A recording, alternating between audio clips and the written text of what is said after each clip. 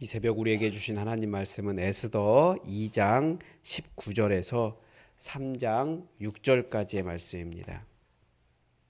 구약 성경 752면에 에스더 2장 19절에서 3장 6절까지의 말씀입니다. 우리 하나님의 말씀을 다 함께 받들어 읽겠습니다. 처녀들을 다시 모을 때에는 모르드게가 대궐 문에 앉았더라. 에스더는 모르드게가 명령한 대로 그 종족과 민족을 말하지 아니하니 그가 모르드게의 명령을 양육받을 때와 같이 따름이더라. 모르드게가 대궐 문에 앉았을 때에 문을 지키던 왕의 내시 빅단과 데레스 두 사람이 원한을 품고 아수에로 왕을 암살하려는 음모를 꾸미는 것을 모르드게가 알고 왕후 에스더에게 알리니 에스더가 모르드게의 이름으로 왕에게 아뢰ን지라. 조사하여 실증을 얻었으므로 두 사람을 나무에 달고 그 일을 왕 앞에서 궁중일기에 기록하니라. 그 후에 아하수에로 왕이 아각 사람 함무다다의 아들 하만의 지위를 높이 올려 함께 있는 모든 대신 위에 두니 대궐 문에 있는 왕의 모든 신하들이 다 왕의 명령대로 하만에게 꿇어 절하되 모르드게는 꿇지도 아니하고 절하지도 아니하니 대궐 문에 있는 왕의 신하들이 모르드게에게 이르되 너는 어찌하여 왕의 명령을 거역하느냐 하고 날마다 권하되 모르드게가 듣지 아니하고 자기는 유다인임을 알렸더니 그들이 모르드게의 일이 어찌 되나 보고자 하여 하만에게 전하였더라.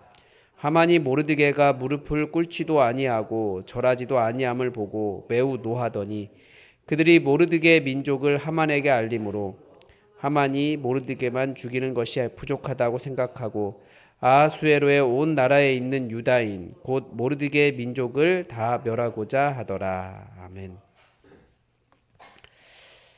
성경은 우리가 영적 전쟁을 하고 있다라고 가르쳐 줍니다. 그러니까 우리가 신앙생활을 할 때 우리에게는 대적이 있다라는 거예요. 왜 우리가 이렇게 마음이 흔들리고 왜 믿음에 제대로 뿌리박지 못하고 말씀을 읽어도 들리지 않고 하나님의 마음도 모르고 왜 계속 그런 일이 발생하느냐? 악한 영이 있기 때문에 그렇다라는 겁니다. 그리고 그 악한 영이 계속해서 우리 안에 참소를 합니다. 너 그거밖에 안 되잖아. 너 그러니까 안 되는 거야. 계속 그런 공격을 해요. 그래서 우리는 그때마다 사실은 예수님을 바라봐야 되는 거죠. 그러함에도 불구하고 우리를 사랑하신 예수님. 예수님도 이 영적 세력, 공중권세 잡은 자 사탄에 대해서 말씀하십니다. 사람이 예수님을 공격하려고 예수님이 귀신의 왕을 힘입어 귀신을 쫓아낸다라고 가짜뉴스로 공격할 때 사람이 먼저 강한 자를 결박하지 않고서야 어떻게 그 강한 자의 집에 들어가 그 세간을 강탈하겠느냐. 결박한 후에야 그 집을 강탈하리라. 이 문맥에 보면 첫 번째 의미는 사람들이 예수님을 공격하는 이유는 사탄이 교회를 강탈하기 위해서 가장 강하신 자 예수님을 공격한다라는 의미도 해석이 가능하고 반대로 우리도 이 세상 나라와 싸울 때에 가장 강한 사탄의 세력과 먼저 싸워야 한다라는 것을 가르쳐 주는 말씀이기도 합니다. 그래서 예수님은 어디를 가든지 귀신을 쫓아내시고 악한 영을 제어하셨습니다. 그런데 사람들이 그래서 이제 우리가 기도해야 되는 거죠. 그런데 사람들이 온전한 정신으로 산다라고 하지만 귀신 따라 사는 사람들도 많이 있는 것 같아요. 이렇게 말하면 굉장히 이상한 얘기처럼 들리는데 어디서 나오는 말씀이냐면 귀신 안 들렸다고 하는 자들이 더 귀신 들린 사람처럼 산다라는 것을 누가복음이 가르쳐 줍니다. 예수님께서 거라사 귀신 쫓아내셨을 때에 멀쩡하던 사람들이 예수님 제발 떠나달라고 그렇게 요청을 해요. 그 사람들 귀신 들리지 않았다라고 말하지만 예수님을 거부하는 모습이나 헛된 망상 쫓아다니는 거나 귀신 들린 것과 똑같지 않습니까? 그만큼 세상은 귀신 들리지 않았다고 말하지만 귀신 들린 자처럼 악한 영의 영향력 아래 살아가고 하나님을 대적하고 있다는 것을 우리는 계속해서 발견하게 됩니다. 오늘 본문을 통해서도 바로 그런 세상을 봅니다. 죽일 만한 이유가 없는데 자기의 자존심 상하게 했다고 사람 죽이려고 하는 게 세상이라는 것을 보여줘요. 어떻게 그렇게 생각할 수 있을까요? 그게 정신 멀쩡하다고 말하지만 그게 바로 악한 영 따라 살아가는 그런 세상인 겁니다. 이런 세상의 악에 대해서 설명하기 전에 본문은 먼저 모르드게가 왕을 구한 사건을 기록하고 있습니다. 이 19절에 보면 처녀들을 다시 모을 때에 모르드게가 대궐문에 앉았더라라고 되어 있습니다. 이 본문에서 몇 가지 역사적인 사실을 볼 수 있습니다. 그러니까 에스더가 왕후가 되었어도 아하수에로는 여전히 아름다운 처녀들을 찾아다닌 거예요. 참 이것도 어떻게 보면 그 비극이죠. 그런데 계속 그렇게 했다는 겁니다. 또 하나 이때 모르드게가 대궐문에 앉았다라고 되어 있는데 이 대궐문은 아하수에로의 아버지 다리우스가 세웠다라는 발굴 결과가 있습니다. 이 말은 모르드게가 공무원이었다라는 것을 보여주는 거죠. 이미 스룹바벨과 함께 바벨론 포로에서 1차 귀환이 있었고 여전히 이렇게 모르드게처럼 잘 그 나라에 정착한 포로민들도 유다인들도 있었다라는 것입니다. 이 대궐문은 모든 물자와 문서와 사람이 통과하는 곳이었기 때문에 다양한 정보를 접하는 곳이었는데 그 문을 지키는 사람이 아하수에로를 어떻게 죽일까 뭐 그런 일을 한 거죠. 그런 것을 듣고 그래서 에스더에게 알렸고 에스더는 모르드게의 이름으로 왕에게 알렸고 조사를 해보니까 그게 실제 있었던 일이에요. 그래서 두 사람을 처형하고 이 일을 궁중일기에 기록해 두었는데 이 공을 세운 모르드게에 대한 보상은 아직 나오지 않습니다. 그러니까 이게 굉장히 이례적인 일이지 않습니까? 누구 왕을 죽이려고 하는 사람을 고발했는데 그 사람에 대한 보상이 없어요. 근데 지금은 모르는 거죠. 어제 본문도 사실은 지금은 모른다라는 말씀을 드렸는데 이 일이 나중에 하나님의 일로 사용이 됩니다. 보상을 지금 보상받지 못했는데 이 일이 나중에 그 민족을 살리는 일에 단초가 되는 거예요. 이것도 신기한 일이죠. 이 사건 후에 아하수에로 왕이 총리 대신을 세웠는데 그 사람이 아각 사람 하만이었습니다. 오늘 본문이 하만을 아각 사람이라고 기록한 데는 특별한 이유가 있습니다. 정확하게 기록하자면 아각 사람이 아니라 아말렉 사람이라고 기록해야 할 것입니다. 아각은 사울 시대에 사울과 싸웠던 아말렉 왕의 이름입니다. 그러니까 애굽의 바로 이렇게 부르는 것처럼 아말렉 왕을 아각이라고 부른 거예요. 실제로 이 사람이 이렇게 그 아말렉에서 아각 집안 그러니까 왕족이었는지는 알 수 없지만 아각 사람 이렇게 되어 있는 거예요. 그러니까 아말렉과 이스라엘은 전통적인 적대 관계였거든요. 왜냐하면 출애굽을 할 때 그 뒤에 그 행렬이 쭉 가는데 맨 뒤에 약한 어린이, 노약자들 이런 사람들을 뒤에 처진 사람들을 아말렉이 공격했거든요. 그래서 하나님이 너희가 가나안 땅에 정착하면 아말렉을 천하에서 도말하라라고 명령하셨습니다. 그래서 이스라엘에 처음 세워진 왕 사울 왕에게 내려진 하나님의 명령도 아말렉을 진멸하는 것이었습니다. 그래서 사울이 잘 순종하지 않았죠.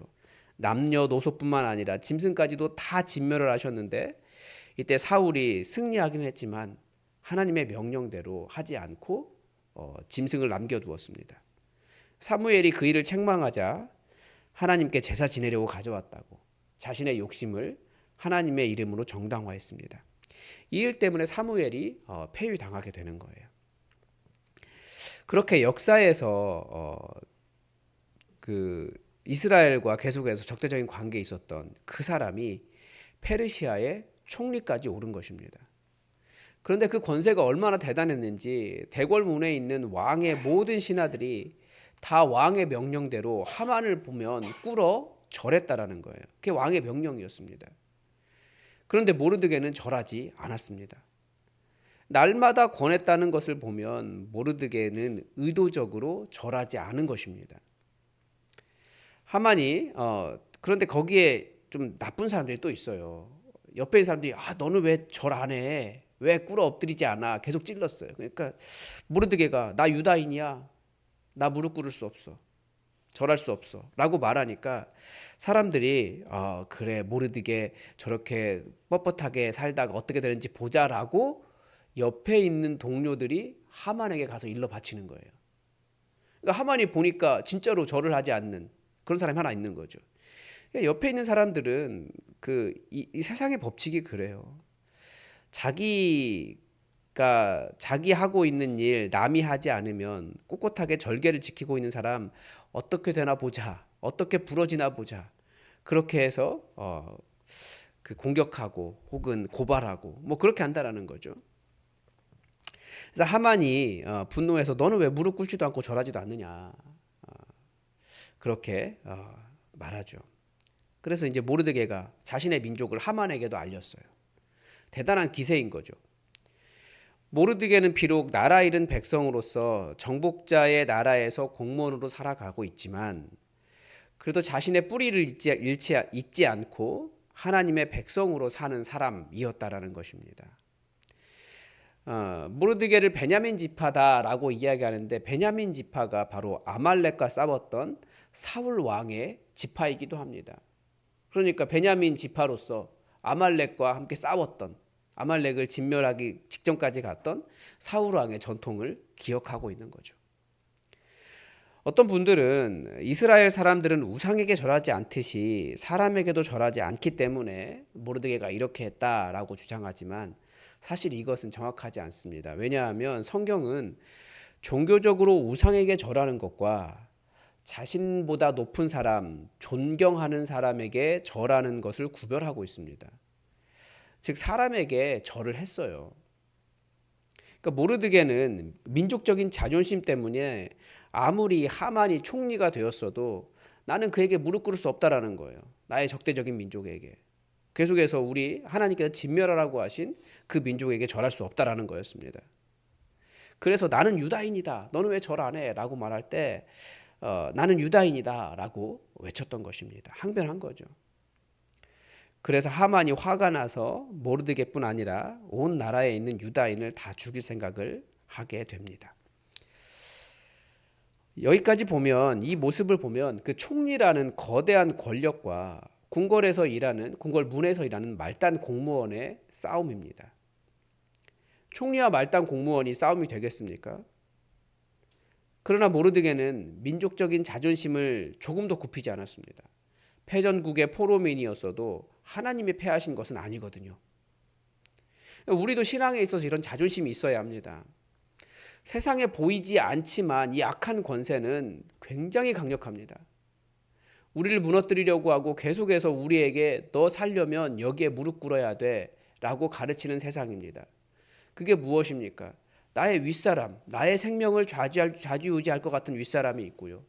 세상은 끊임없이 너 돈 이렇게 벌려면 이렇게 무릎 꿇어야 돼. 우리를 좌절시키려고 하고 하나님의 정의를 이루기보다 이렇게 사는 게 더 편한 거야 라고 말하면서 우리를 무릎 꿇으려고 해요. 그만큼 세상의 권세는 강합니다.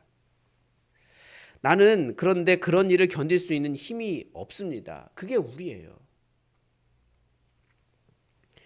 그런 세상 속에서 악이 강력한 세상 속에서 우리는 그런 것을 다 견딜 수 있는 힘이 없다고 생각하지만 우리는 신앙의 자존심을 버리고 살 수 없지 않습니까?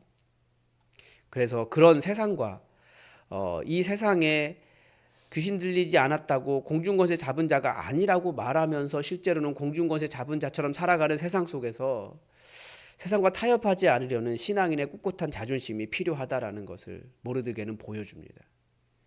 결국 그렇게 패하는 것 같지만 결국 모든 그 민족을 다 없애버릴 것처럼 하만의 위세가 권세가 그렇게 당당하지만 아주 강력하지만 결국 승리하시는 분은 하나님이십니다. 하나님은 우리에게 그런 승리를 주시는 분이시라는 것을 믿고 우리가 하나님을 의지하며 이 땅에서 신앙의 자존심을 하나님의 정의를 말씀의 길을 바르게 걸어가는 저와 여러분이 되었으면 좋겠습니다. 오늘도 하나님의 뜻이 우리에게 이루어지기를 주기도문으로 기도하겠습니다. 하늘에 계신 우리 아버지, 아버지의 이름을 거룩하게 하시며 아버지의 나라가 오게 하시며 아버지의 뜻이 하늘에서와 같이 땅에서도 이루어지게 하소서. 오늘 우리에게 일용할 양식을 주시고 우리가 우리에게 잘못한 사람을 용서하여 준 것 같이 우리 죄를 용서하여 주시고 우리를 시험에 빠지지 않게 하시고 악에서 구하소서. 나라와 권능과 영광이 영원히 아버지의 것입니다. 아멘. 여러분 오늘 수요 기도회가 있습니다. 우리 수요 기도회가 성령 충만한 기도의 능력의 기도의 자리가 될 수 있도록 여러분 기도해 주시기 바랍니다. 그리고 어제 이제 VIP를 만났는데 참 이렇게 많이 이 지역에 교회 가고 싶은데 안전한 교회 가고 정말 예배 잘 드리고 하나님만 사랑하며 살고 싶은데 마음을 내어놓을 수 있는 교회, 이런 교회를 찾는 사람이 너무 많다는 생각을 다시 하게 됩니다. 그래서 우리 교회가 그런 교회 될 수 있도록, 그런 사람들을 품어낼 수 있는 그런 교회 될 수 있도록 여러분 기도해 주시고, 그리고 몇 가지 기도를 더 부탁을 드리면, 항상 교회의 그런 어려움에는 목회자의 한계가 있어요. 그래서 최철규 목사 항상 주님의 말씀만 따르고 하나님 사랑하고 기도하며 겸손한 그런 목사 될 수 있도록, 변질되지 않도록 여러분 기도를 부탁을 드리고, 또 하나는 제가 VIP들 열심히 만나고 주로 그 신앙이 약한 분들을 많이 만나고 다니기 때문에 기존의 직분자들이나 교회에서 열심히 하시는 분들이 소외된다는 생각을 하실 것 같아요. 우리 성도들에게 그런 섭섭한 마음 들어가지 않도록 여러분 성도들의 마음을 위해서도 기도를 좀 부탁을 드립니다. 우리 다 함께 기도하겠습니다.